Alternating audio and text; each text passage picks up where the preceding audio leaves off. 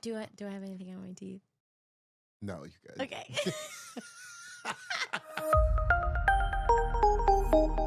have anything in my teeth? No. Okay. Just a little scrambled egg. Oh my! Right there. How I'm dare you. joking. I'm joking. Can you imagine?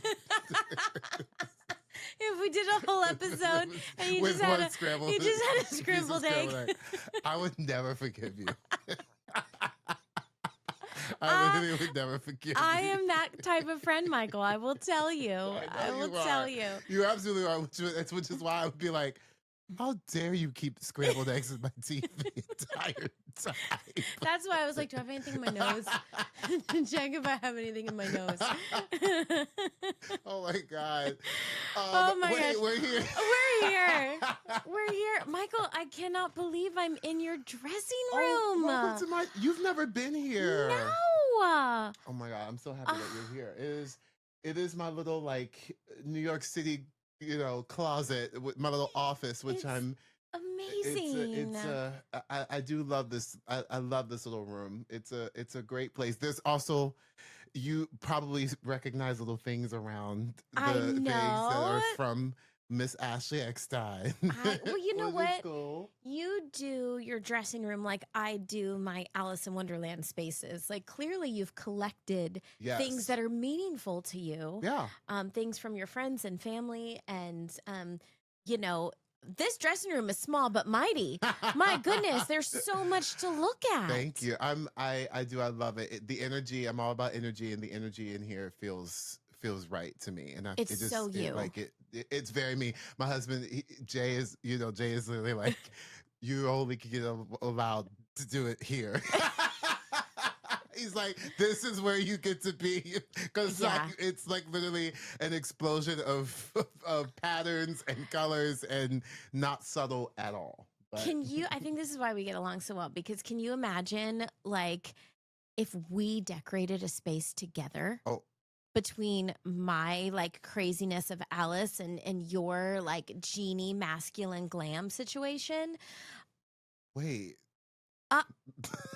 Are we gonna like decorate a space together?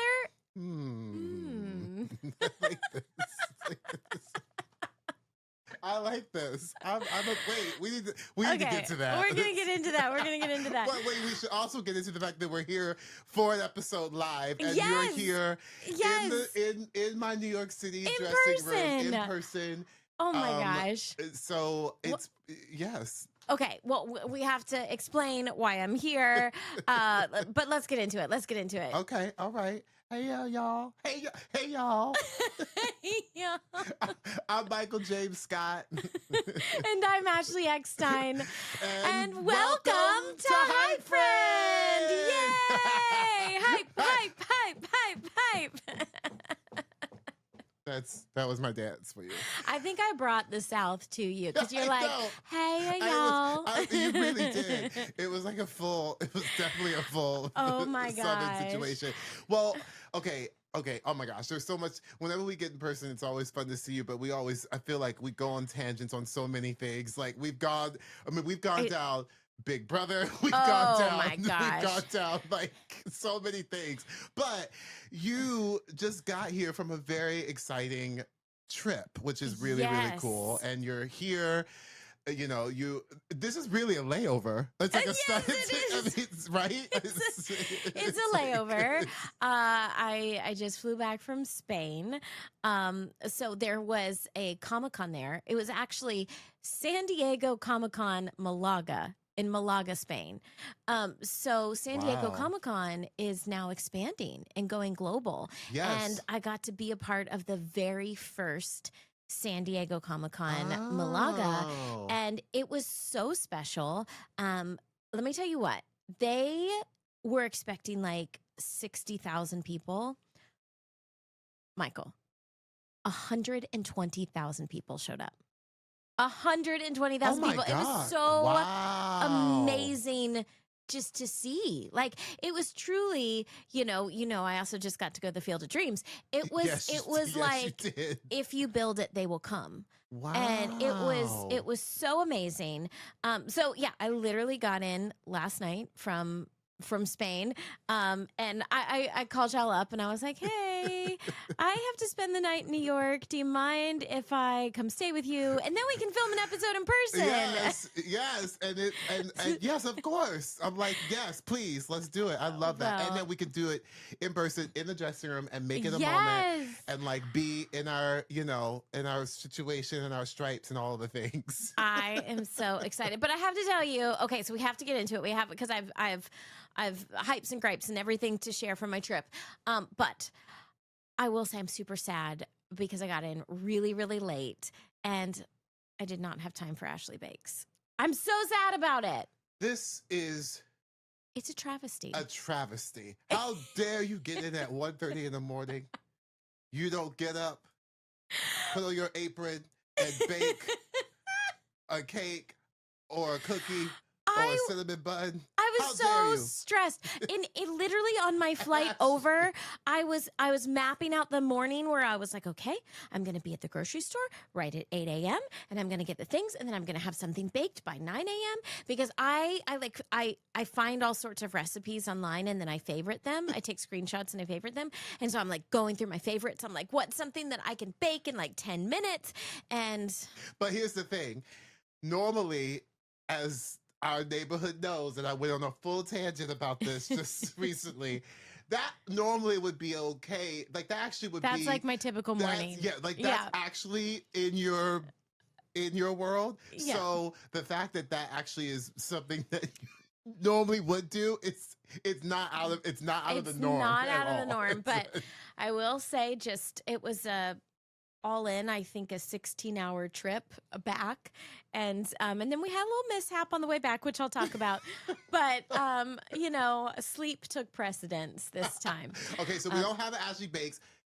And that is okay. I promise you it's okay. I'm giving you such tear emoji. I promise you it's crying okay. Emoji. But we do have Hypes and Gripes. I feel like the Hypes and Gripes are hyping because, I mean, I was watching your social and I was watching that's the as we now when our friends travel, like you can keep up with them and see what's going on and be like, oh, she's doing this today. Okay. Oh, is that? Oh, okay. That's okay. Like that's definitely how I felt like I was keeping up with you in your situation. So what is your hype? So I am hyping up how fandom and really, I mean, I think anything we love, but in this case, fandom is universal and it's a universal language. Yeah. So I got to go to Malaga, Spain, and primarily it was fans from all over Europe. So some people spoke English, but a large majority did not. Yeah. And I got to promote Lego Star Wars, Rebuild the Galaxy Pieces of the Past. Yes, I had to say the whole title. Say the whole title. But what was so special is I got to meet the Spanish voice of Ahsoka. This is what I've been waiting to hear about. This is so exciting. Yes. I have wanted to meet the other actresses who voice Ahsoka forever. Yes. Like from the very beginning. And I'm going to butcher the pronunciation, but it's Carla Torres Dene. Carla Torres Dene. Okay, I still butchered it. Yes, but, Torres. Torres. Yes. Sorry, people are going to listen to this and be like, man, that Kentucky girl cannot roll her R's. I can't. But anyway, so she has been voicing Ahsoka from the beginning. So we have shared this character. Wait, from the jump. The 20 years at this point? So here's the deal. Since this character, originated in the U.S., originated with George Lucas and, with Clone Wars and Dave Filoni. And so I originated the character. Yeah. But then in all the various languages, once they dub it, there's a voice of Ahsoka in Spanish, a voice of Ahsoka in Japanese, a voice of Ahsoka in French. And to me, even though they're dubbing the character, some fans, they never listen to me. They only listen to the dub. So to those fans, that is Ahsoka. So I never view it as like, oh, that's just the dub. I view it as no, she is the Spanish Ahsoka. Yeah. And so that's so special to me. We have a sisterhood, Yeah. literally a sisterhood of Ahsokas all over the world. And I've been wanting to meet them because we are Team Tano. Yeah. Like we share the heart of this very special character. And for the longest time, you know, I've had this dream, but not that people purposefully kept us separate, but you know, I was always told of like, well, other fans across the world, they don't really want to meet you because you're not their Ahsoka. Somebody else is, you know, their Ahsoka, so they don't want to meet you. And so I always had this like false perception that like I couldn't go to Spain and meet the fans because they wouldn't care. That was not the case. Let me tell you what, we had a panel promoting the new Lego Star Wars, and Carla and I did it together, and it was so special. And the fans appreciated me as Ahsoka. They appreciated Carla as Ahsoka. They celebrated us both. It was such a love fest, and you know, so I am hyping up the fact that even though I don't speak Spanish and a large majority of those fans don't speak English, we were one. We were one family. We all spoke Star Wars together. And it was so special because after the panel, I went and I did a couple of autograph sessions. I took photos with fans. And sometimes we weren't able to communicate, but we did. We communicated through our hugs, through our tears, through our handshakes, through our photos. Like there was so much love. And Star Wars is a universal language. So I'm hyping up, you know, global fandom that even though we didn't speak the same language per se, we did. We were brought together by Star Wars. So I'm hyping up Carla. I'm hyping up fandom. It was just the best experience. That is amazing. Congrats. That's really Thank cool. you. I mean, I know it was a big deal for you, and I know that, you know, it was. I remember when you were like, I'm going to Spain. I know. You were like, it's happening. And I feel like I was either there or you had just found out, and you were like, so we're gonna do this. It was last minute. I mean, it was relatively last minute. The last 2 months. Shout out to my friend Lillian at Lucasfilm, who brought this opportunity to me, and she was just like, "Hey, are you willing to like do a last minute trip to Spain?" She's like, "It's the first time that they're ever doing Comic-Con in Spain. I don't know what we're walking into, but are you willing to go?" And I'm like, why not? Yes. It's an adventure. And it was the best adventure. I had the best time. Thank you, Lillian. Thank you, Lillian. So cool. Yes. Team Tano. She's a Team Tano. He's a Team Tano. They're a Team Tano. Tano. We need to have an album of all of your jingles. P.S. Do you know what MJS actually stands for? Michael Jingle Scott. Oh my God. I just realized that. I'm replacing James with Jingle. Michael Jingle Scott. Oh my God. Yes. Oh my gosh. That's like so ridiculous. I love it. I'll take it. So Michael, what are you hyping up today? Well, I'm actually you were hyping up, you know, your Team Tano, hyping up a friend. I'm gonna hype up, and Carla, you know, who's a friend now, has been a friend, and you got to be in person. I'm gonna hype up a friend of mine. So Jeremy and I got to go and see a very good friend of ours. Her name is Marisha Wallace. Marisha and I did Broadway together. We were actually in Something Rotten together. She then went over to London to do the West End and has become literally like a massive star over there. She has 2 Olivier nominations.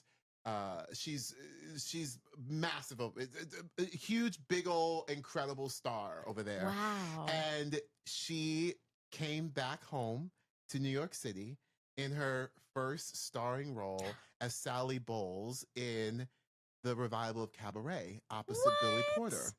Oh my And goodness. you know, Billy is a friend, and Marisha is a very different. Marisha actually sang in our wedding.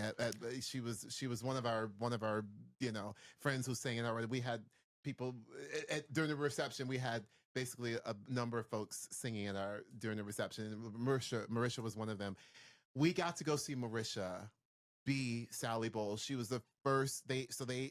She was the first Black Sally Bowles. Wow. And which was really, really incredible to sort of to see that take on it, and then have Billy, you know, they both, you know, of color, be the MC and Sally Bowles in a very timely, you know, story that is Cabaret, and one of the like most iconic musicals, really. And she played Sally Bowles, and we got to see Wow. her. She did it on the West End, and then they brought her here to actually close out the revival here.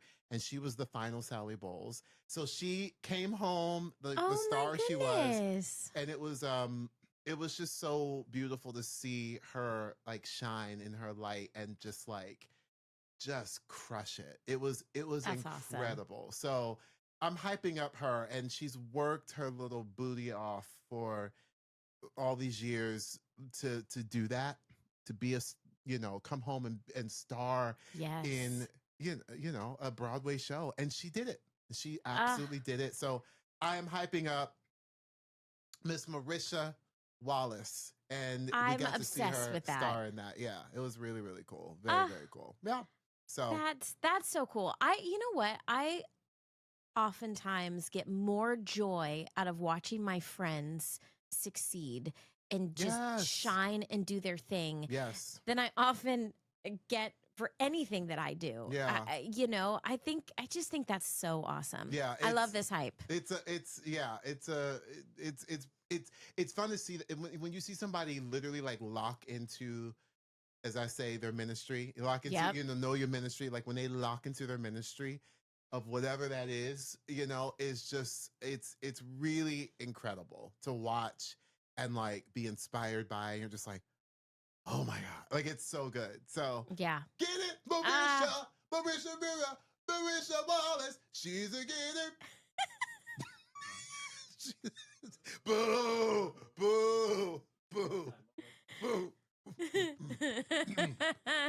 Marisha Wallace, she's a Wallace. Marisha. Boo.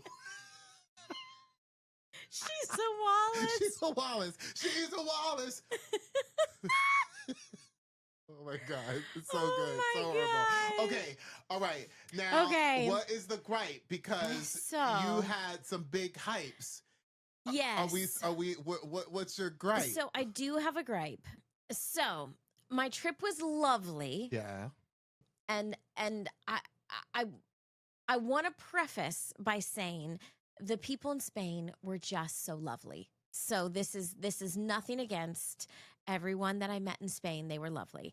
But this is a PSA to American travelers traveling abroad, because I do feel like Americans, we have a bad rap. And, you know, there's what do they say? There's a couple of bad eggs spoil the bunch. And so I'm very, very aware of when, because I stick out as an American. Like I usually dress pretty bright. You know, I am not dressed like everyone else. I've got the neon bag. Like I like have a billboard that says she's American. You're like, America, here I am. I'm like carrying the American flag. I'm proud to be an American. Hey, but at least she knows she's free. Like, So yes, I know, I am aware, I stick out. Well, okay, so we're at dinner the first night, lovely my dinner. God. I'm with my friends Lillian and Veronica. And it was very clear from the beginning that they knew that we were American. yes. And you know, they were not overly friendly, I should say. Like, I remember I asked for some extra crackers for my guacamole. And I felt like Oliver because I was like, can I have some more, please? It's like they just kind of dismissed us. And I very quickly knew, I'm like, oh, they're treating us this way because we're American. And we had a lovely dinner, but that's kind of how our treatment was throughout. And we just realized we are in someone else's culture. We are in someone else's space, and we need to respect their space. So we tried like to just blend in as much as possible, to be one with the Spanish culture there in Malaga and not an obnoxious American. Well, at the very end, this very, very sweet guy came up and he wasn't very talkative with us. We were trying to get our bill, and he was very kind to help us because over there, if you don't ask for the bill, your dinner will just go on and on and on because dining is not rushed over there. Yes. It's an experience. So when you're done, you have to ask them for the bill. So anyways, he was very kind. He got us the bill, and he was not talkative until I saw the Comic-Con bracelet around his wrist. Ooh. So if you went to Comic-Con over there, you had your pass essentially was your bracelet. And I was like, oh, are you going to Comic-Con? And then he lit up. Then he was talkative. Sure enough, he spoke really good English. And he was like, yes, but only one day. All the other days are sold out. Well, my friend Lillian works for Lucasfilm. She was so kind. She arranged special passes for him to go on Friday, one of the days of the Star Wars panels. So then he was so sweet, very, very nice. And that dinner ended and we all went our separate ways. Well, I would follow up. I went to the panel and there he was. He was there with his girlfriend and they sat right next to me and Veronica. And we just had the most lovely time. They were so kind, so just accommodating. And I just had to ask him. I said, okay, I'm sorry. I have to know. I said, we had a lovely dinner the other night, but I do feel like we were those annoying Americans. And I said, are Americans annoying? Like, do we have a bad rap? And he kind of he smiled and he goes, well, yeah. And I was like, oh my gosh, I'm so sorry. He goes, no, you all weren't annoying. He said, you were fine. He said, but Americans, you're normally really loud and obnoxious. And I was like, oh, and I have to say, I've experienced that in Japan. Japan is a very quiet culture. Yes. And you can totally tell the Americans because we're so loud. And it's like whenever I see an American in a Japanese restaurant, I want to be like, you are not in America anymore. You are in the Japanese culture. Be respectful, be kind, and be quiet. Be quiet. And so I guess my PSA to Americans traveling abroad is that understand the culture that you're going to and respect their culture. Respect somebody else's space. Yes. So that's my gripe.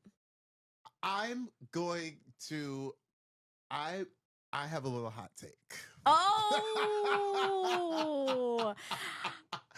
Because here's the thing. I absolutely, I agree with you, and I hear, and there is a Americans, there is a bad rap, sort of internationally, when we travel, and it's sort of the loud American, but here's the thing. I live in New York City.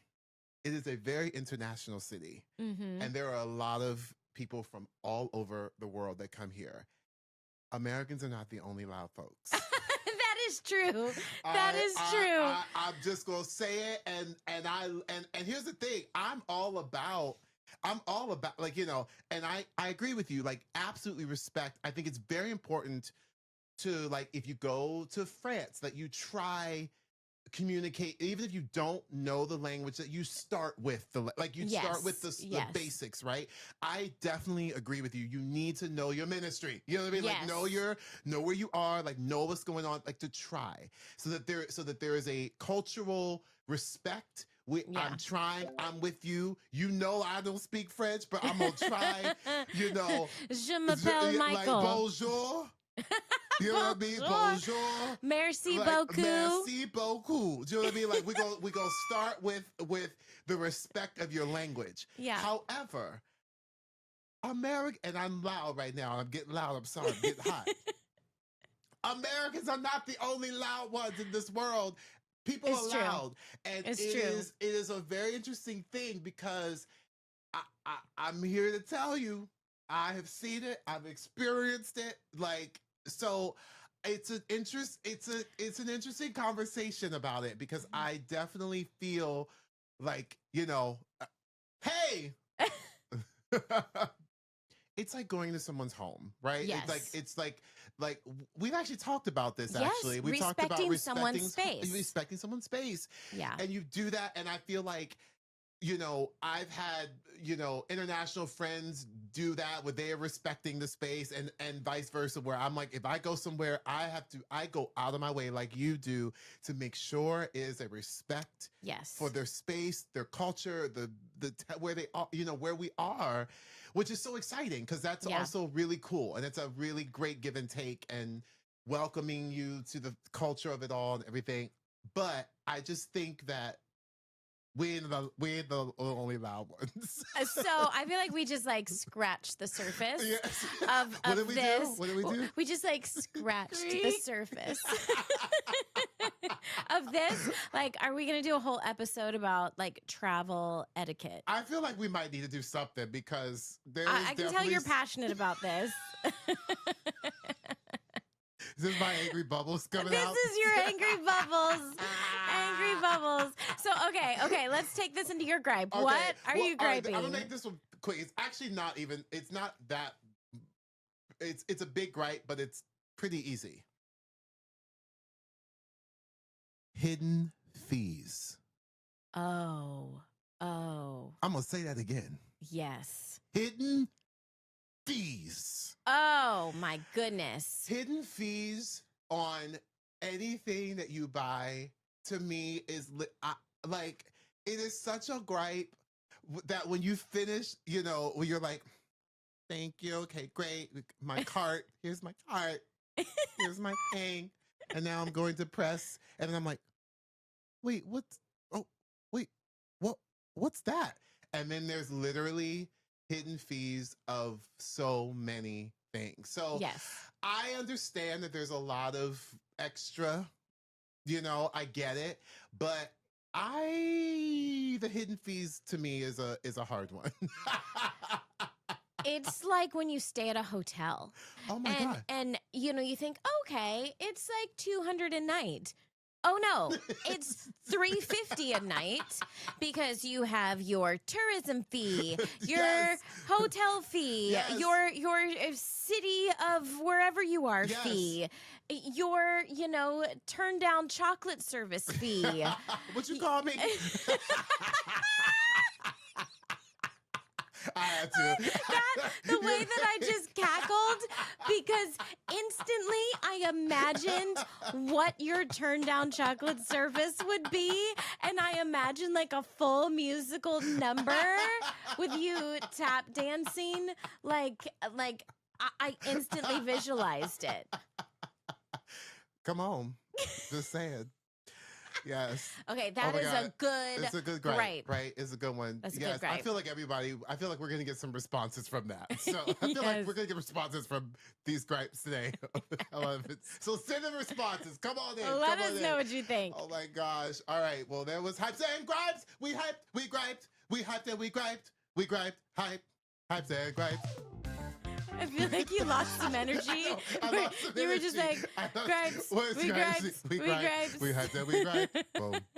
You know, it's just like the gripe goes down. Like, we got into our gripes today. And I have to say, you know, the podcast is lovely to listen to. Thank you to everyone who listens. But if you haven't, make sure you also watch the podcast on YouTube, because we're like, it's just so ridiculous. And Spotify, YouTube or Spotify, because, you know, we're actors. We're very physical, and it just gets silly with the physicality.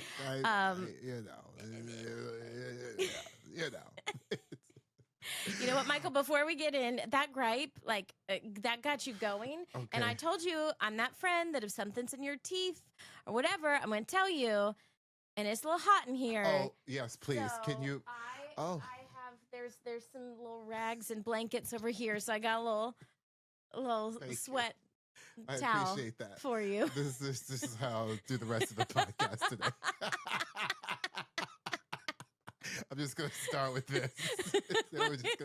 We're gonna get into good gossip. We'll just start like this, and then we'll, it's fine. For those listening, Michael has a new fashion statement. This is actually the Lenny Kravitz line of towels. Thank you very much. I know. So let's get into some good gossip. Oh my gosh, I just can't. I know. I can't with you right now. Okay, so I have a good gossip story that just happened last night. This is also why I didn't have time for Ashley Bakes. So I landed at JFK, which is a whole gripe in itself, which we'll go into it when we do our travel episode in a future episode. But it.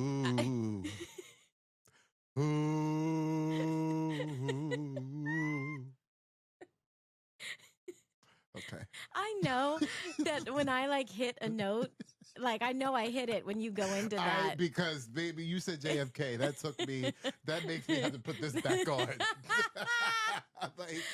Oh my gosh. Okay. So from the time I landed to the time I got to your place, it was 3 hours. And it should not have taken 3 hours. But I have a good gossip story because of it. So, okay, I have a lovely car service company that I've been using for many, many years whenever I come to New York. And so they picked me up at JFK and they were driving me to your place. And all of a sudden, the lovely driver, his name is Andres. I want to say Andres, but it's Andres. If I'm getting it correctly, I'm trying, y'all. Come on, trying. Spanish. I go to Spain and I like take on a whole new personality.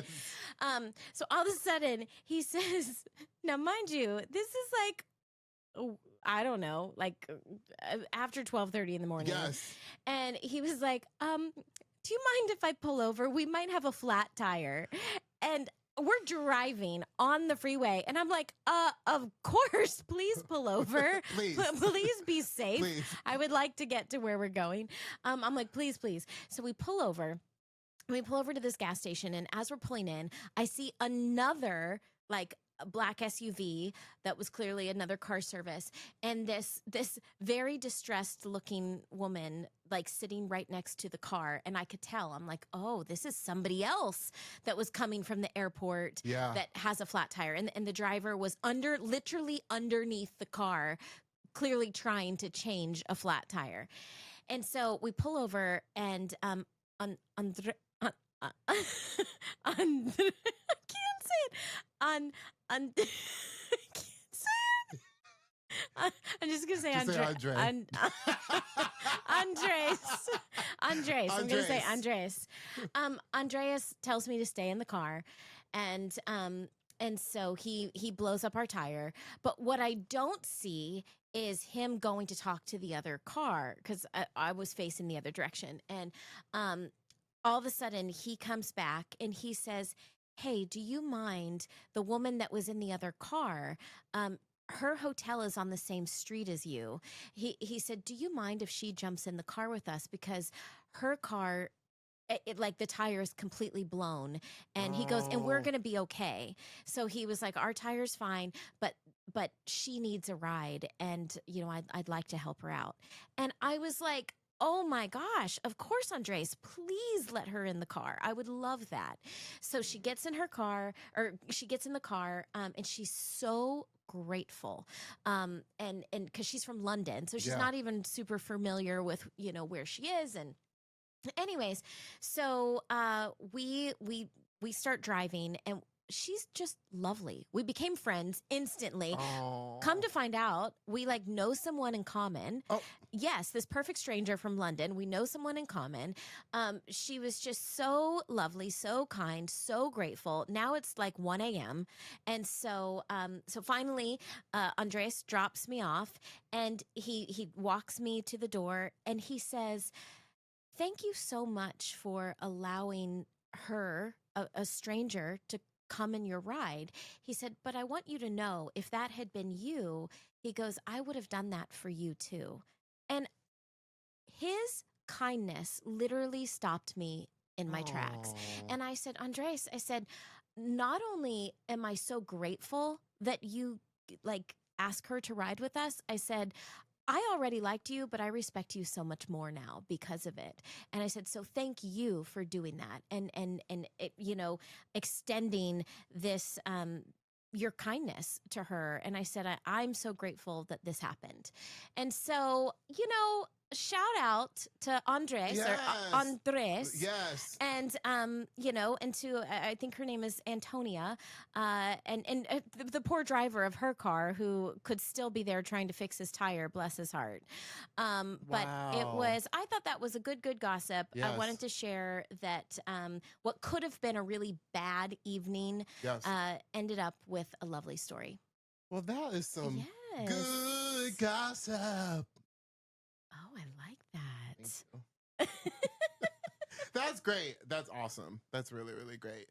And you know what's really good? What? Is our next guest. Yes! Is it time? It's time. All right. This guest does not need an introduction, but we are going to give him an introduction, a proper one. That's because what we do here at HypeFriend. Yes, we do, Michael. At HypeFriend. Hot friend. That's because you're here that I'm giving you a southern accent. All right, now you know him as the guy who turned solving clues into a full-blown adventure and made millions of kids smile every day. He's an actor, a singer, a dancer, and professional joy bringer, and is basically the human equivalent of sunshine and a double shot of espresso. Yes! Now, from Broadway lights to the guy who made a striped shirt cooler than a superhero cape, a man who can turn finding a paw print into an Olympic sport. Please welcome the legend, the myth, the clue finding machine, Josh Dela Cruz! What an amazing intro. Thank you very much. Josh! He specializes in intros. Oh, that was like the most hype I've ever been about myself. I'm like, wow. Listen, that's how we do here at HypeFriend. We have you up, don't we? Honestly, Michael, I think you have a future career. Yeah. And like almost like alarm clocks. Can you even imagine if that woke you up every morning? Like, you know what? I need to get out of bed.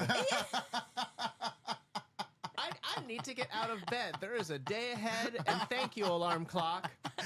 Just me as your alarm clock. I don't know.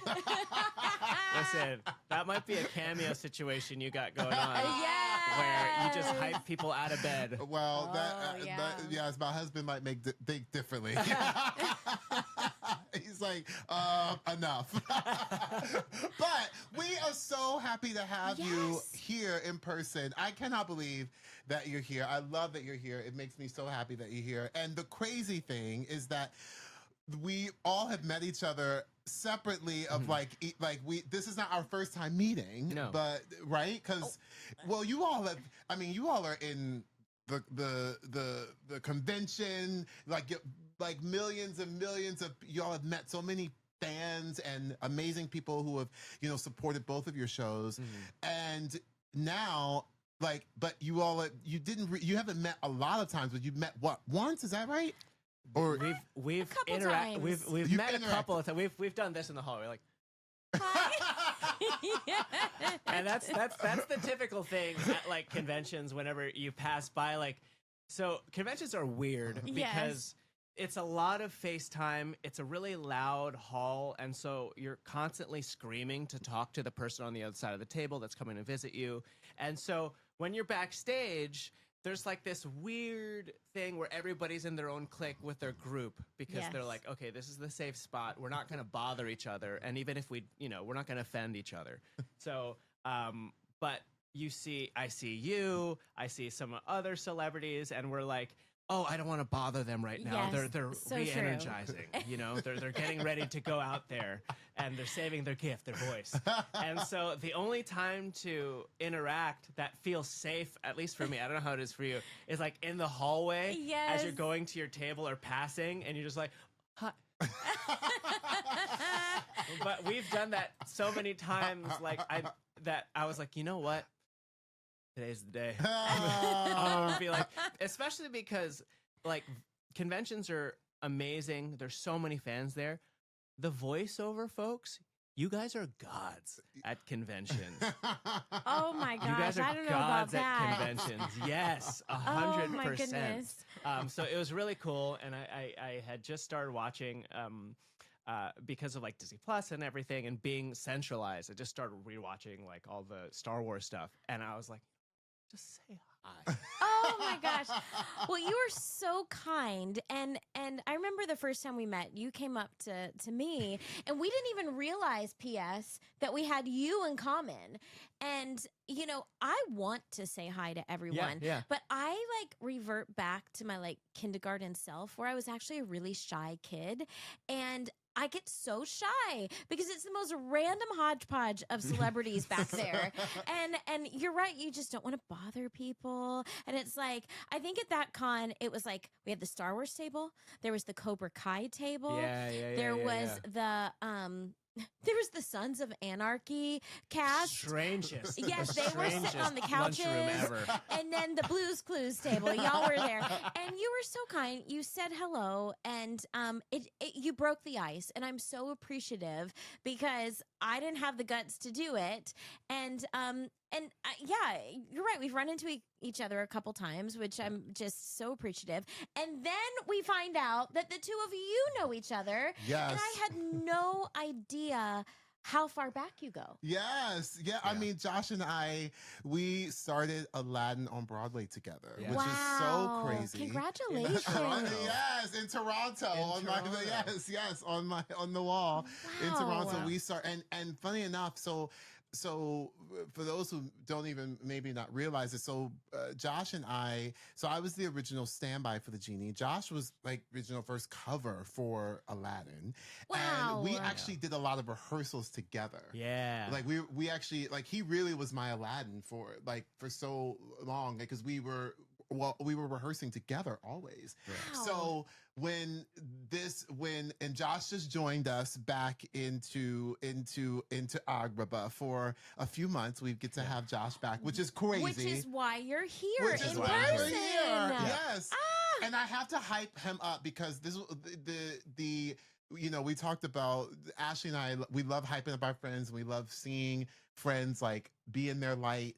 And Josh recently went on as Aladdin in Aladdin on Broadway, and he made his return, and I got to do it with him. And you know, I played the How Genie, you know, I mean, cool. and it was such a crazy, like, full circle, you know, moment after what now we're going on 12 years in terms. Crazy. Yes, You haven't done Aladdin I haven't in done 12 years? Well, no, 7 years. I haven't done Aladdin in 7 years. Wow. Yeah. and he was Mostly. amazing, and Oh. everyone he's so beloved in the building because of his just amazing energy, his spirit, and just all that he embodies.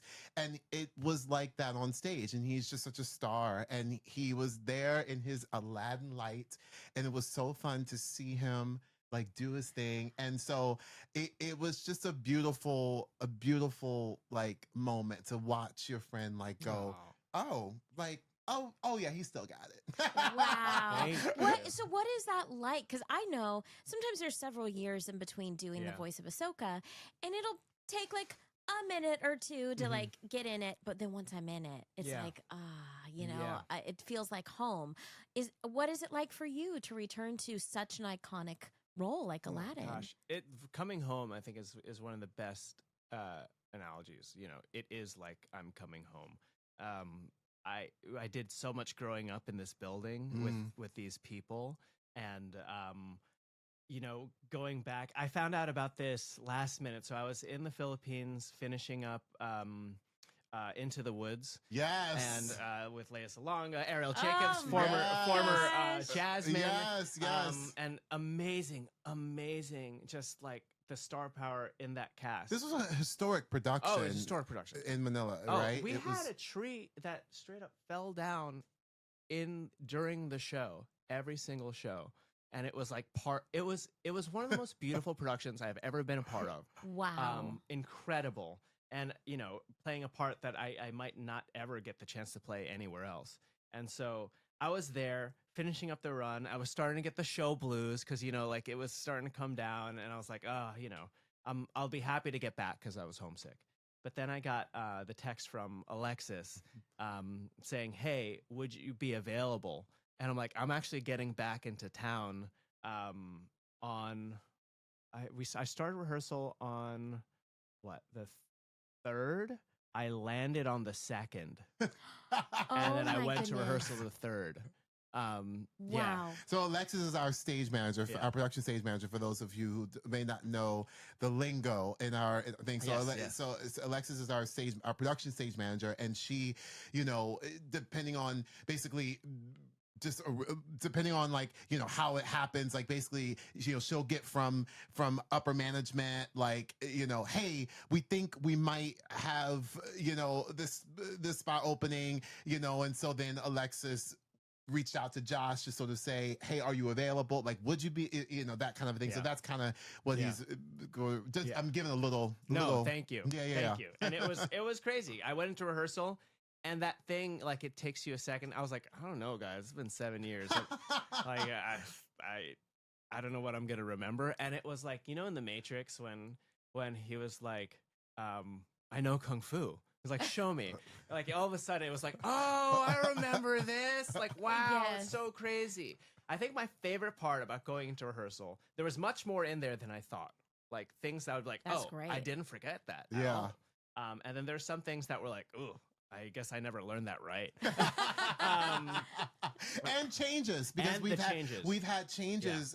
Sometimes Broadway shows, things happen where like maybe a new production of the show goes out, like the tour or something, and some of the changes that they do for a new production, a new version of the production, they want to implement in. The Broadway production, which is what happened here. And also after the pandemic, we also had quite a number of changes, trims and things. So that's it. Like some things are like completely, like cut out or new little lines in that are just enough to make you be like, oh my gosh, I gotta relearn it. Oh yeah. Somebody's got your back. The new Somebody's Got Your Back has me backstage. I'm like,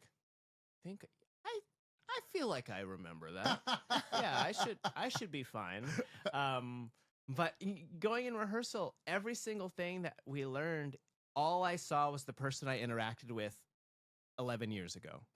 Like, and I just see those memories. And so it was like a wonderful "this is your life" kind of thing where I was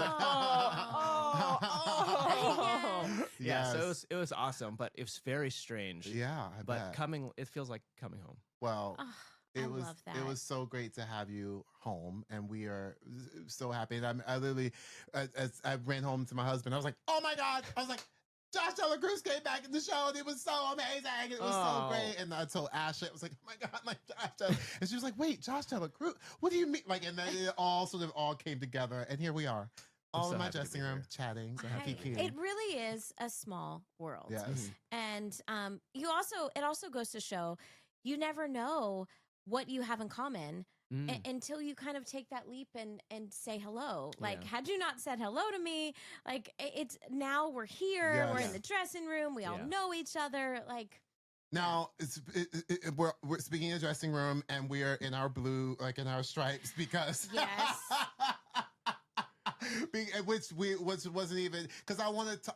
I need to know. I don't think I know how Blue's Clues came about, really. And so, like, take us back to all of it, because we want to know where that is and how that, how that started. And for you, because what an incredibly, like, epic journey that you got to have. Life-changing. I mean, truly life-changing. Yeah. But that's why we're giving you, we're in our stripe realness. You know what's funny?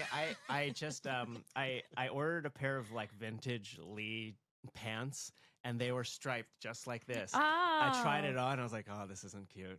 So I didn't wear it. But we almost were all in stripes. Oh, we were my almost all in goodness. stripes. So Blue's Clues started, I think, back in '94. And so Angela Santamero and Tracy Page Johnson, they got together. They were in like their early 20s.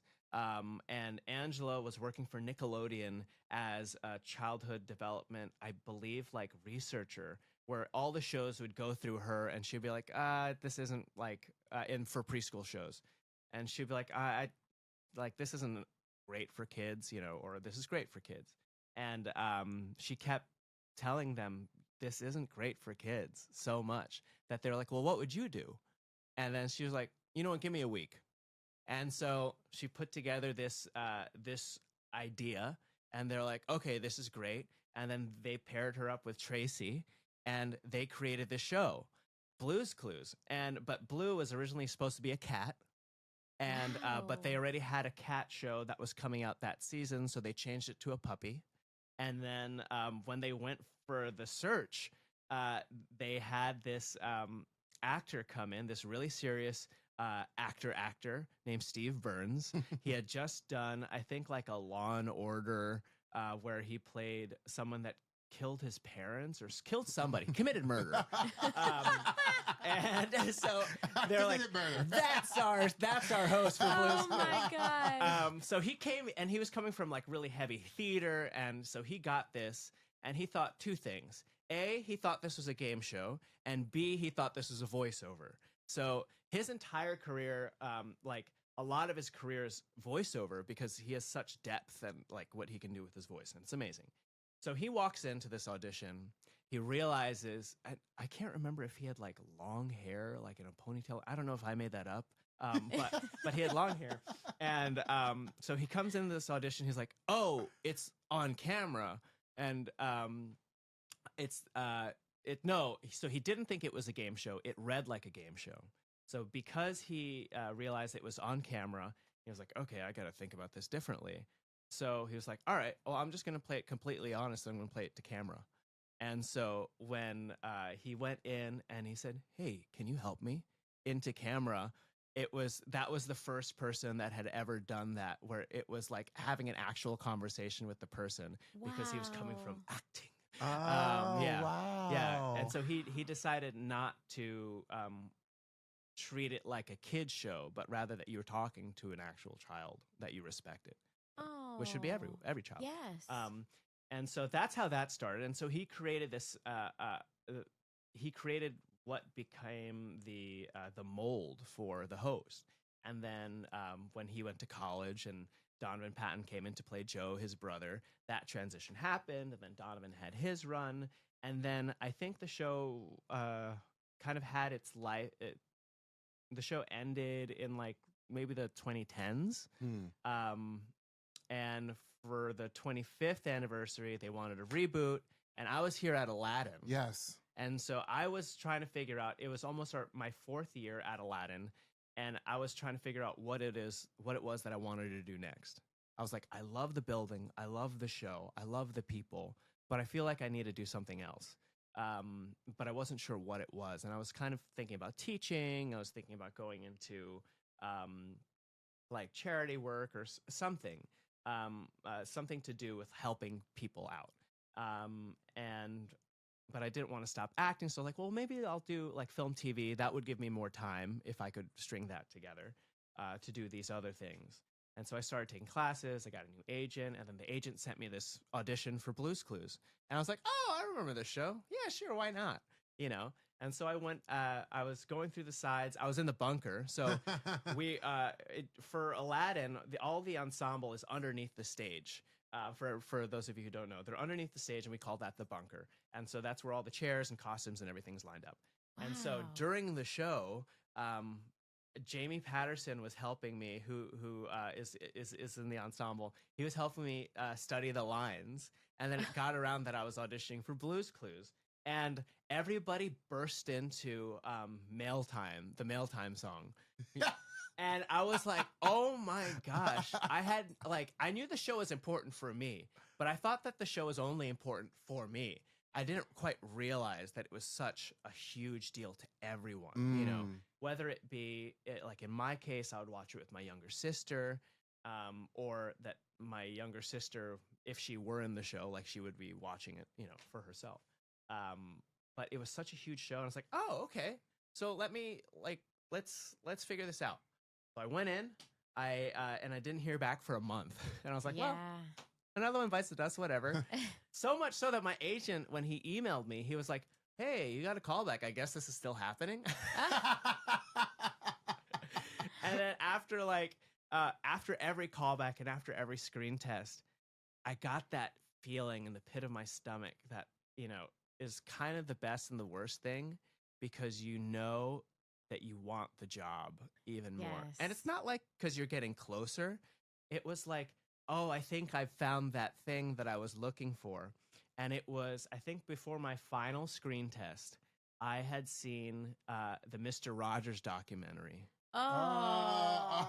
That literally came out the week of my final screen test. And I saw it during before a matinee on a Sunday by myself at Lincoln Center Theater, at Lincoln Center AMC. And it was just me and like 20 other people. And when it came down, there was just a collective like, you know, and I was like, oh no, I want this job so bad. I want this job so bad. And then so I didn't want, when the night before my final screen test, I was like, all right, I'm going to make sure that there's nothing in between, like nothing going to stress me out. I got a hotel room after the show. I went to my hotel like down the street from where the audition was, like, and I live in the city, but I just didn't want to screw around with subways or anything. I just wanted it to be perfect. And yeah, I went in, I did my audition, and you know, I later found out that I was it. Wow. I love that. I love that. Thank you for sharing. Oh my goodness, yeah. And I can so relate to that. I had a similar experience with Ahsoka where the auditions and the callbacks were so far in between. Oh God. And it's the worst because you think it's done. Yeah. You think I'm not going to hear, you know, because like the first time was it like at least a month to 6 weeks in between the first audition and callback. And then it was like 2 months in between when I found out I got it. Oh, and you want it so bad. Yeah. Oh, that's awesome. How do you move on from that? How do you how do you move on to the move through your day?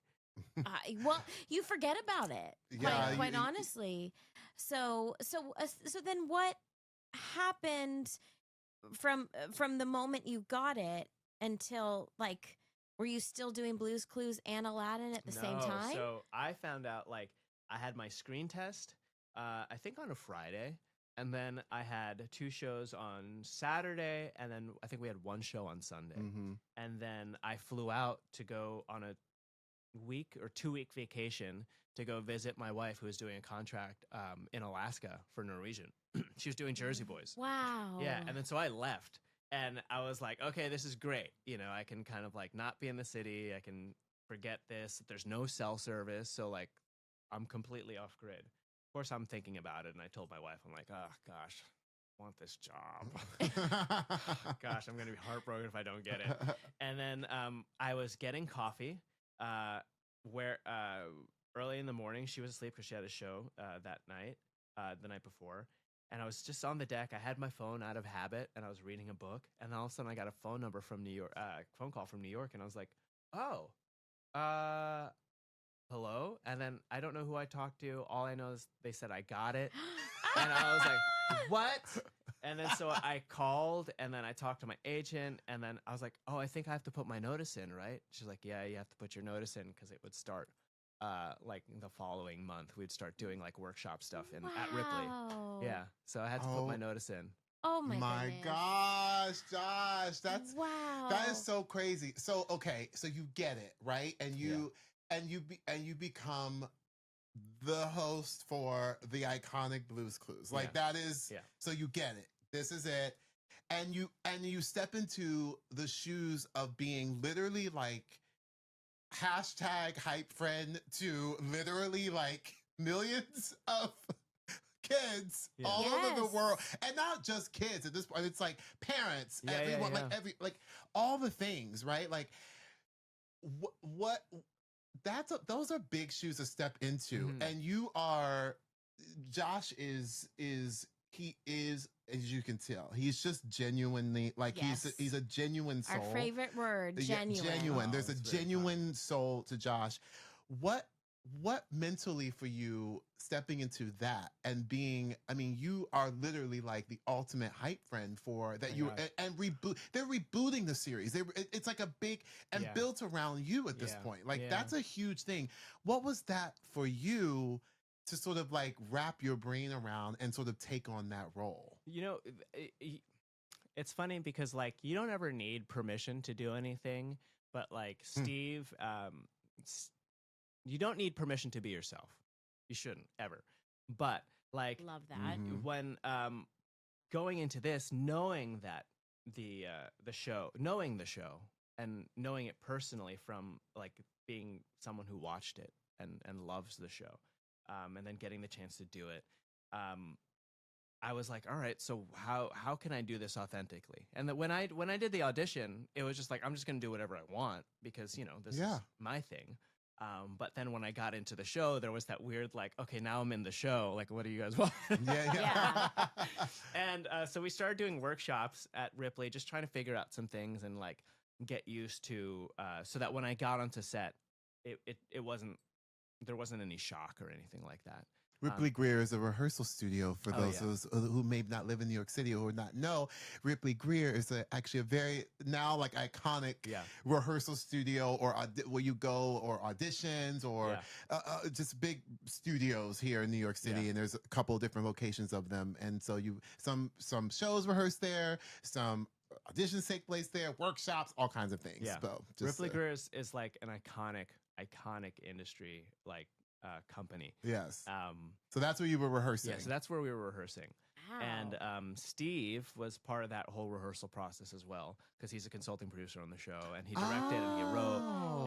And Donovan was involved as well. And so like before we got to set, they pulled me aside and they said, "Hey, I don't know if anybody ever told you this, but you should know that they cast you because of you. And so don't ever feel any pressure to replicate or emulate anything that we did. Just celebrate you. Just keep doing what you're doing." Ah. And like again, you don't need permission to be yourself, but like after that, I was like, "Oh, okay, great." If like getting the blessing from Yes. those two to be like, let you freak out. Do so that- you? Yeah, just be you. Wow. I love that. Yeah. So, okay, obviously it's a big responsibility though to Yeah. step into the shoes, like Michael said. You are a hype friend now for an entire generation. So, Truly. yeah. So how do you approach that responsibility? Oh man. It's so interesting because it's like, all right, now that you're the face of a kid show, like what does that mean in your everyday life? Like I'm a human being, and I think that's the hardest thing that we all, I don't want to speak for any of the other hosts, but something that we all grapple with. It's like we are this version of ourselves on the show. It is it is who I aspire to be every single day. I'm a human being. I make mistakes. I make snap judgments. I get things wrong all the time. I have a temper. But after getting this show, it really forced me to take a deep breath and just like take a beat,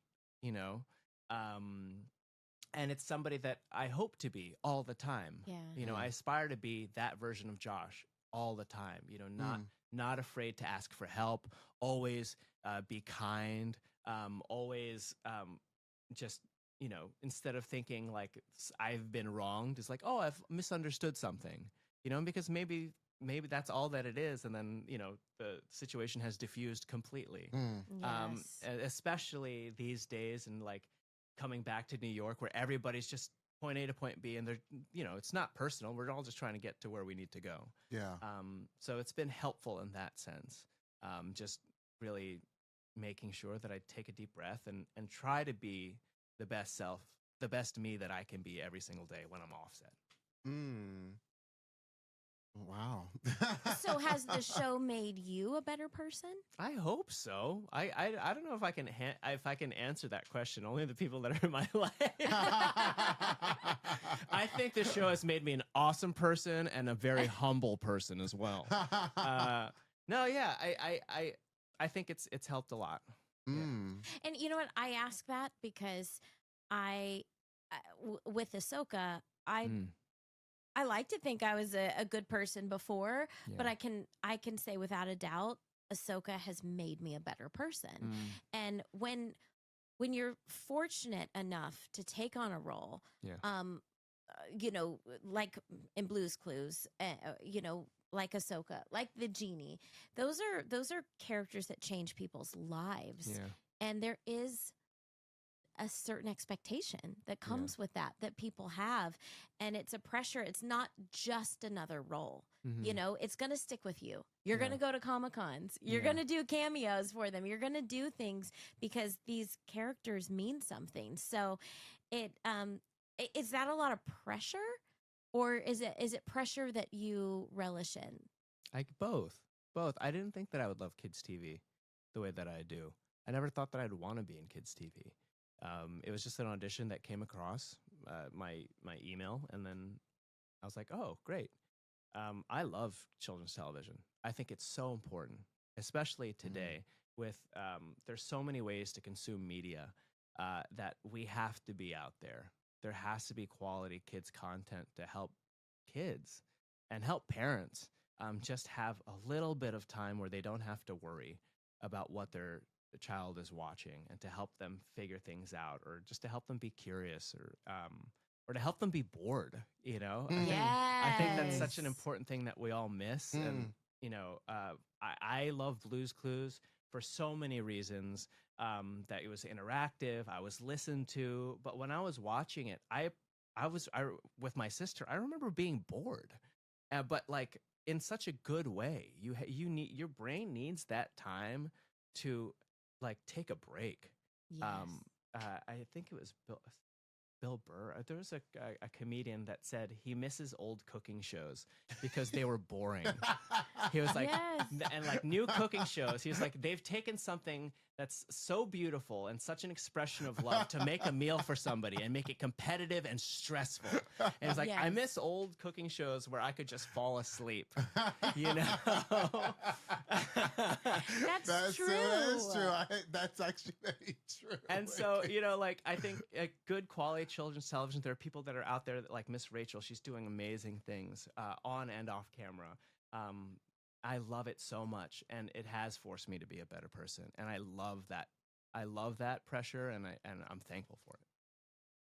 So we ask this to all our guests because it feels like the time to ask you, like, you know, what does friendship, like when you hear, you know, like the word hype friend or the word friendship, how is that manifested in your life?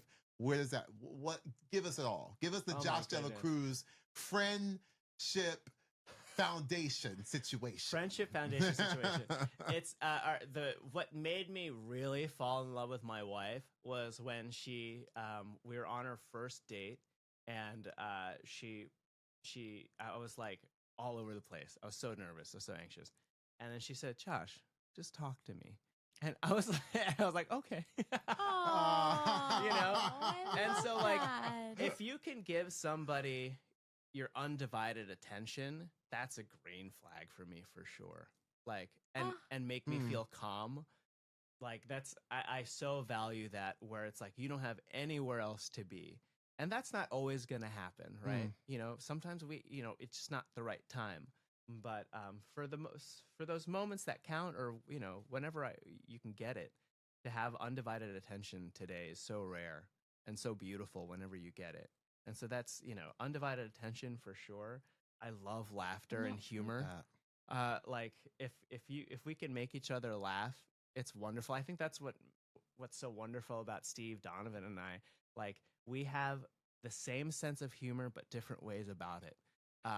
And so whenever all three of us are together, it's just, we're like brothers, and it's so beautiful. And yeah, I think a hype friend is somebody that makes you feel like you are the best person, like they're friends with you because you are the best person. And so you can keep pushing each other to be each other's best. And I think that's what a hype friend is. Okay, I'm obsessed with this answer. I know, me too. I love it. This is also why I love asking everyone this question, because we've gotten a different answer from everyone. Really? Yes. Like literally, I was like, I've not heard that. Like it's such Yes. it's so great, and also so like it makes sense coming from you that is what you're like, knowing who you are, why that manifests for you, right? And also helpful. I think it's also helpful to hear that, like as well, like because I've not thought about it in that way. But it's also, it makes sense. I'm like, oh yeah, of course. You know what I mean? Yeah. Like there is a real to me, like it makes a lot of sense that would be a big foundation for you. And yeah, I mean, I think so. Well, I also feel very seen right now, because one of the things that, I think we're all very blessed to do what we do and to have busy careers, but I have a lot of anxiety sometimes around friendships, and you just literally pinpointed one of the reasons I get really stressed out is because I love to give someone my attention. I love to just be, to sit and be and chat. And, Michael, think about it. Like, we were having a rushed chat today about Big Brother, like in 5 minutes. Okay, how can we download each other on an entire season's worth of Big Brother in 5 minutes? Go. What I would much rather do is have an hour of time to just sit on the couch and talk. And I don't always have that, but I want that. Oh my gosh, I totally relate. Yes. So it also drives a little bit of anxiety. Yes. When it's, you just have to take what you can get. And I have to tell myself that, it's like, I'm pretty terrible at responding to texts because I'm like, I just like that kind of situation where I'm like, I want to have a full conversation with you. Like, I can't just tell you right now, like, I'm alive. I know you're worried about my well-being right now, but I can't tell you I'm alive because I want to catch up. I want to do all these things. Like, what's going on in your life? Can you be my therapist, Josh? Because I also feel so seen. We have the same issue. Oh my God. I have over 3,000 unread text messages on my phone right now. Oh yeah. And a lot of that is because I feel like if I can't adequately respond in the moment, I wait and I put it on pause. Now, That's real. unfortunately, sometimes then I forget. Yeah. Because it's like then life gets crazy, and then I'm on a flight in a different country. It's like, so I apologize to everyone listening. Same. If you're waiting on a text, that is it is not personal. It is not personal at all. So, anyways, but texts are so hard sometimes because I feel like it needs to be meaningful. And you can't always get that, or we don't always have the time to write out a meaningful text. Yeah. I've never met another person. We're out there. Yes, we're out there, girl. Oh God. Oh my gosh. So then how do you like to show friendship? Like, obviously, I feel like you've already been answering this, but what is your love language? What is your hype friend love language? If I can be there for someone, that's always best, right? Yeah. If you need help moving, if I can be there, I'll do it. I think one of my favorite things about my friends that I'm still friends with, even from elementary school, that we'll just pick up where we left off. Like, there's this unspoken there's this understanding. It's like, hey, there's life happening, and once we're all together, we'll catch up and we can just pick up where we left off. But it is important to stay in touch and to make that effort, and it's something that I definitely struggle with to overcome the anxiety of just respond and then so that people know that you're alive. My dear friend from elementary school sent me hey, just a welfare check. And a week later I responded today. I was like, hey man, I just got over a big my last big mental responsibility. I'm alive. Hello. We moved. How are you? And I love this person dearly. And oh my goodness. So I have a question for you. Just like, I don't know. I mean, there's probably so many, but is there a specific episode or moment in the show in your time shooting that you were doing where like really meaningful, that was really about like specifically friendship? ooh. Oh gosh, this is going to be a cop-out answer. Truly. It's every episode. Oh, That's not a cop-out, though. I the reason why I could do that show for the rest of my life was because of the crew. So when we're filming the show, it's 12 people in a room, just locked in a room until we got it right. And you know, you have to get the right amount of crazy, the right kinds of crazy together so that it all works. And it was family. Like there were days where we would show up, depending on like what time of year, we'd show up and it was dark, and we'd leave when it was dark, you know? And I don't think we could get through that mentally if we didn't have the right people in the room. And so I've made like just dear, dear friends. And every single day I was so excited to just be there and be with these people and work on this show. Because also everybody cared about the show. Yeah. It wasn't like they were just treating it like a paycheck. They really cared. And they were masters of their craft doing it. And so that, I think that was my favorite part. So every single episode is about friendship for me. You know, whenever I get to work with Steve and Donovan on an episode, that's always like a highlight for me. And so meaningful, because it's so crazy to think that these people that I've watched on TV in such a personal way would become personal friends. Yeah. Like that, like Wow. we have like a text chain and we joke around with each other and we check in on each other. Do you get back to them? Yeah, I do. I do. Not there are only like a handful of people in my life that I get back to right away. Top of the list is my wife. And yes, that she better be. She most definitely is. But I do get back to them eventually. That's so funny. See, my husband David is who I respond to fastest, but he would tell you that he's not. But it's because Jeremy, Michael's husband, pinned my husband to the top of my text chain, and I didn't know you could do that. Yeah. I didn't know you could pin people, and I'm still not used to it. Yeah. So he's at the very top, so I supposedly don't miss it. Yeah. And I still miss his text messages. And he's like, why didn't you get back to me? I'm like, because I didn't see it. Because you're pinned. And so... Because you're pinned. You're pinned. 'Cause you're pinned. Yeah, but sometimes when you're pinned, like the number is saved, then my wife will text me on like her computer or like on something else, and it won't be. And she's like, "Did you get that text?" I was like, "What text?" I was like, "You're pinned. I'm supposed to get them." And then like, "Oh, it came through your iCloud." Yeah. Oh, yeah. Yeah. Right. So wait, now I feel like you probably have a lot of,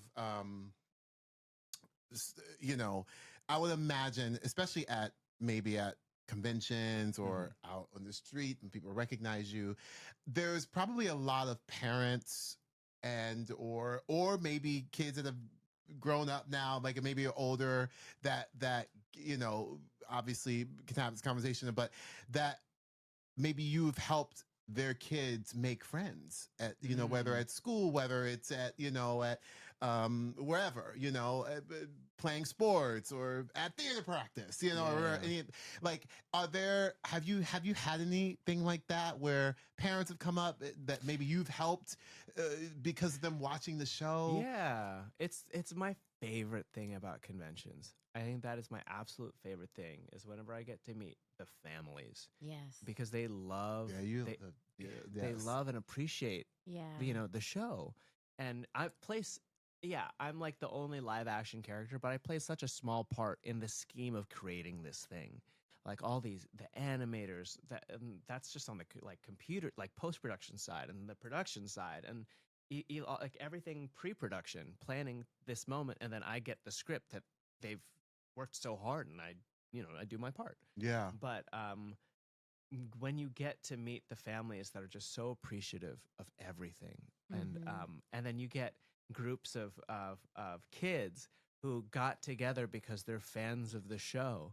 And so, like, they're now friends as well. Like, they connected over social media. Like, when social media is at its best, you can do things like that. And so that's really cool. It was like, well, how do you all know each other? It's like, oh, I'm a super fan of the show. And then I saw this post by this person and then this post. And so we started a Facebook group. And so we all meet at the convention now. And it's the most beautiful thing ever. Like, I'm like, where do you live? It's like, oh, we live like states away, not even within the same state. Yeah. So that's like the coolest thing. I love Yeah. it. Well, okay. Obviously, two iconic franchises between Blue's Clues and Aladdin. Mm-hmm. In many ways, they're both about friendship. Yeah. You know, you teach how to be a friend to kids. That's a big theme of the show. Friendship between the Genie and Aladdin is such a big theme. What have these two iconic franchises taught you about friendship? Oh my gosh. There's a lot. There's a lot it's taught me. First of all, I think me personally, I have a thing for blue friends. Genie, Jasmine, blue.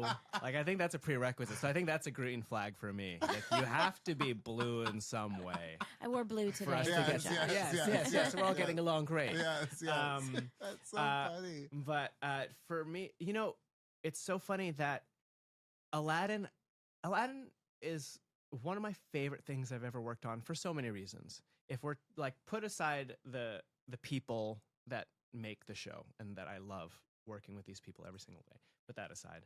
Like, I was born in Dubai and then we moved to the States, and like, we didn't move to a particularly Filipino or even Asian part of New Jersey.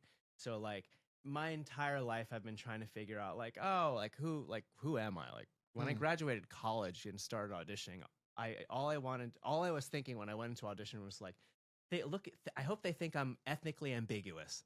And then, which is, it's a whole slew of problems. and it wasn't until like, I was like, no, dude, you're Asian, you're Filipino, like, just be that. And that thing started to open up, things like Aladdin. And so when I got to work on Aladdin and be like, oh, I know this character. I know this person that feels lost and that feels like he doesn't have like a family. In that sense, I have a family, but like in a sense of like a community outside of that you can rely on. And so when I got to the show, and the scene that really kills me is when Aladdin, spoiler alert, when Aladdin says he's not going to follow up on his promise and grant you your wish, because it's so human. And it's one of those things where it's like, hey, when I win the lottery, I'm going to take care of us. We're going to be good. We're going to be set. And then you get so afraid because you don't feel confident in who you are to let your friend has been hyping you up your entire relationship. And then when it counts for you to be there, you still don't believe that you're good enough. And you let your friend down when he needs you most. And so like, I think that is so human. And that is something that I really, really relate to, where it's like, there's self-deprecating humor that's always funny, but then there's self-deprecating humor that's like a little bit too true, or it hits a little bit too close to home. And while I love humor, sometimes those things can become true. And become truths rather, instead of just a fun little jab at yourself. And so like, encountering that scene in Aladdin was like, oh wow, I really need to think of like how I look at myself the same way, where I was like, no, you're Asian. Like, don't let that be the focus of your work. Like, I hope I don't look Asian. And so, yeah, it was a gift to do Aladdin, especially because now to add the amazing people, like to have this incredible community who knows them, who knew themselves, like you, Dennis, Andrew, like everybody, like everyone was just so settled in their life, and they knew exactly who they were, and they weren't afraid of being themselves. And it was so instrumental in me getting Blue's Clues and being like, all right, well, how would I do this? And then with Blue's Clues, just listening. I think especially these days where, you know, there's always something where it's like, oh, no, I'm listening. I'm like on my phone also. But like just to listen and then ask for help. I think those are the things that I'm so grateful for, you know, being able to work on these two huge things with magical blue characters. Josh, that was amazing. Yeah. Thank you for sharing your genuine heart with us. Oh, yeah. Yes, because it's like that is like the human aspect of that. Like it is kind of crazy that people everyone can relate to that because it is human. Like it is a human thing, and people don't really like to talk about it because you feel like you're letting people down, you know what I mean, and or maybe you're letting yourself down by feeling that way, you know what I mean, like where because Aladdin says like I can't do that, you know what I mean, like it's just a human thing, and he's letting his friend down, but he's also letting himself down, maybe because he's feel like he has to that he's even saying that, you know. That's a very honest thing to say, and really like because that's very relatable, and people don't. I'm with Ashley. Thank you for bringing that out, because that's something I don't know if we've talked a lot about. I mean, we've talked about we talk about authenticity, and we talked about genuine, you know, we've talked about that a lot, but that's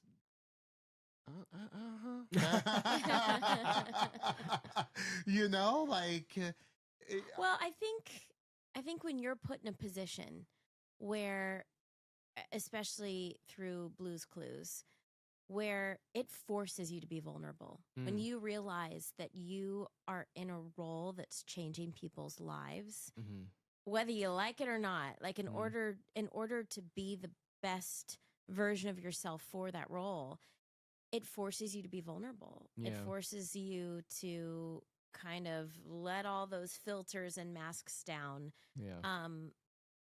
So I've seen that with Ahsoka too, where it's just like, whew, this is forcing me to go to a new territory, because you see the response from people, because you know that this is not just a part, this is not just a show that it's not just necessarily this boring cooking show.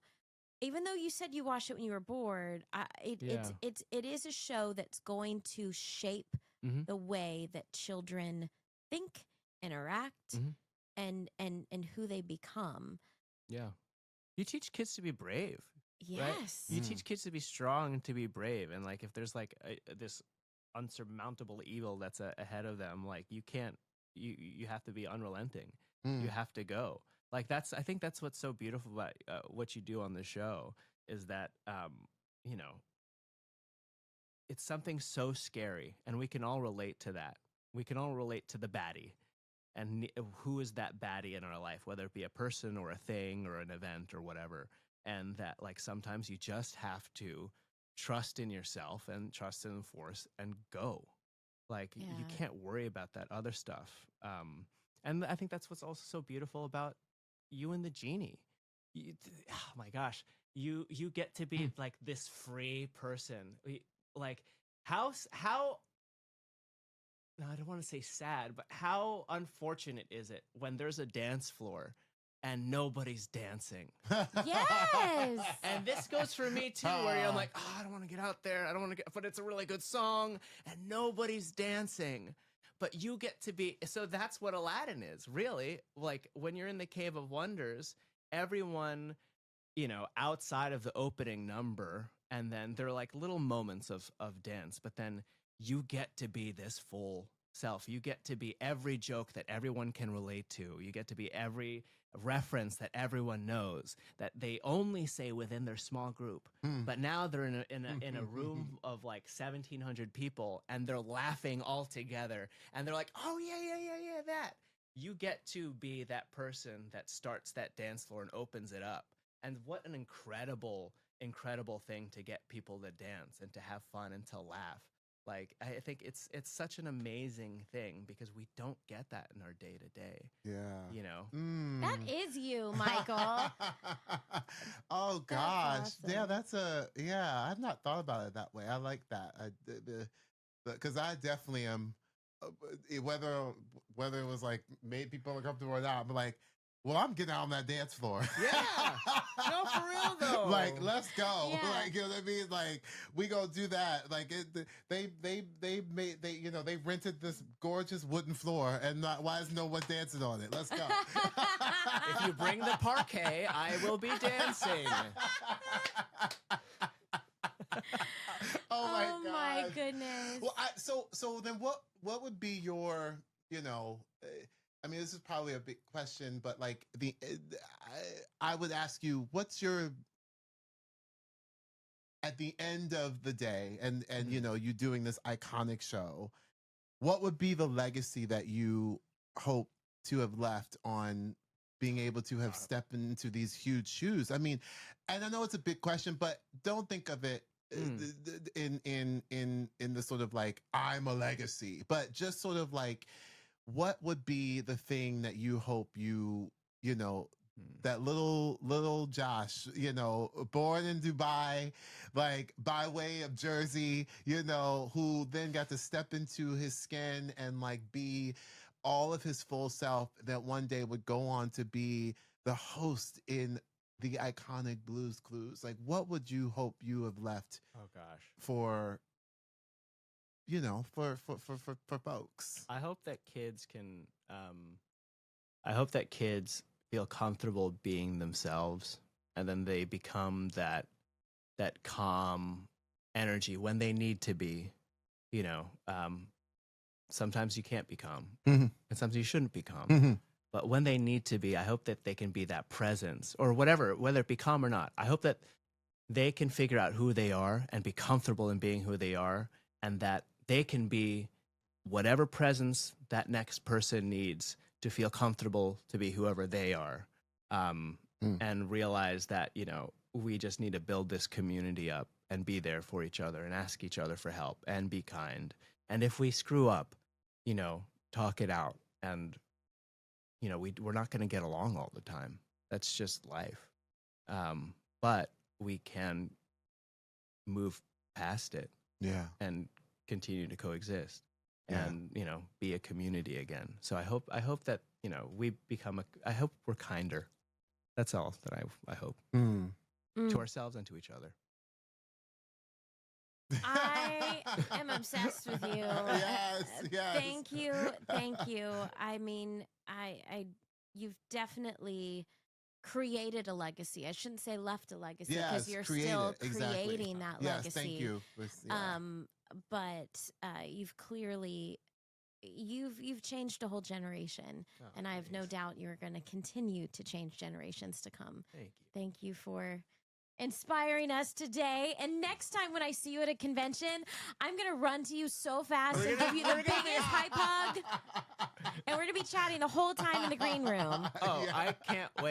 I can't wait. Because Steve also, I'm always jealous about Steve at conventions because, backstage, he's been doing it long enough that, he has conversations with other people other than Donovan and I. And Donovan and I are just like, oh yeah, we're just talking, and he's having a conversation, and that's amazing. But we're also like, oh gosh, well, oh my gosh, there's that person. But now we're gonna talk to you. You know what? The Blues Clues table and the Star Wars table, we're gonna have lunch together. Oh my gosh.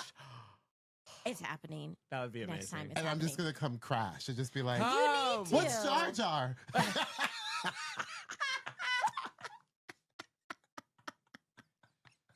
We're all said and done. What's Jar Jar? Oh my gosh. That's what it's gonna be. Oh my gosh. Oh, we are so happy that you Yes. could come. Thank you for having And me. wait, this is your first. This is your. I heard this is your first Yeah. podcast in person. It's my first podcast in person. Wow. We are so honored. We are so honored. What a game changer. This Yes. is A, so much better. And then B, but also I'm so happy that it is with you in this building. Yes. Because it brings together like both like huge parts of my life, Aladdin and Blue's Clues. Yes. And so thank you for having me. Aw. You guys are wonderful, Aw. wonderful people and just amazing energies. Like Oh. I'm floored. I'm floored, and I'm so happy that we get to be friends. Well, welcome to the Thank neighborhood, you. boo. Thank Welcome to the you. neighborhood, Josh Yes. Dela Cruz. Yay. Michael, I'm obsessed with I him. know, me too. Can you even? You know what? Now I'm mad at the fact that we've been at so many conventions together, sitting right next to each other, and I didn't talk his ear off. Like, you know, I think that's the thing. You never know Yeah. how the person next to you that you're not talking to could end up being one of your greatest friends. Absolutely. And I have no doubt now when I see him, we're going to talk each other's ear off. Yes, I love and I'm that. so grateful that you brought us together. Oh my gosh, it makes me so happy that you both. We've all met. We've all like been in each other's worlds. Yes. At this time, and then we got to make this happen. It really is awesome, and I'm so happy we got to introduce him into our neighborhood, our community, Yes. because he really is like just like the ultimate hype friend, genuine person. Yes. Genuine. That's our. It's like the Genuine. word. Like it's an amazing thing. Which to me brings me to my one last thing. I can't not stop thinking about presence. I cannot stop thinking about his presence and like him Yes. being just like with you and like there for you and like in the moment. And that is such a brilliant thing to say. And so it really like resonated with me, because the thing about this, Ashley, is that presence is exactly what it's like on stage with him. Really? It's exactly what it's like on stage with him. That scene that he was talking about, what I love about it is it's unlike any other Aladdin. And Yes. I do love everyone's different takes, right? But his is so specific to Josh Dela Cruz. You know, like there's such a specific presence that he has. He's with you, and it takes the scene into a whole new place. And as a scene partner, you're just like with him, right? You're just like Yes. right there with him. And it's like you're sitting in a room with him, like on stage. So for me, it's the presence, and I'm so grateful for them saying that, because it really it's resonating with me so hardcore right now. Well, my one last thing is the same. You know, Yeah. his I'm gonna say not only his presence, but him being present. Mm. And I loved what he said about being a hype friend, you know, about giving someone your attention. Yes. Like that really like stuck with me, because it's like I shared, it's something I struggle with, because Yeah. I want to give someone my attention. Yeah. And really listen. He talked about listening too. Mhm. And just be there and be present with someone. And that's what I love about today. That we're here in person, Yeah. and that we're connecting. We're looking at each other in each other's eyes. Where I got to touch you. I know. I got to be Thank here. you. I know. In your dressing room. And I think it's a good reminder of why we're doing Hype Friend, Yeah. where, you know, we can't always be present. I know technology can be a huge blessing and a gift, but this show, I think we need to constantly remind each other that we need to connect in person. Yes. We need to be present in person. We need to look at each other in the eyes. We need to give our attention to someone solely, wholeheartedly. Be there, be Yeah. present, listen. It's so important. And I'm so grateful to Josh today for giving us that reminder of how Absolutely. important it is. Absolutely. It's so good. Oh, it's a it's good so one. good. This is great. This is Okay, so well, good. I'm so sad we have to end this I episode. know. But you know what? I'm so thankful and grateful that we had it and we got to be in person and I Yeah. got to see your dressing room for the first time. So thank you all for listening. Thank you for listening, for watching, for being here with us. This is another great episode. So on that note, we'll take us out. I'm Ashley Eckstein. I'm Michael James Scott. And remember, be a hype friend. The hype starts with you.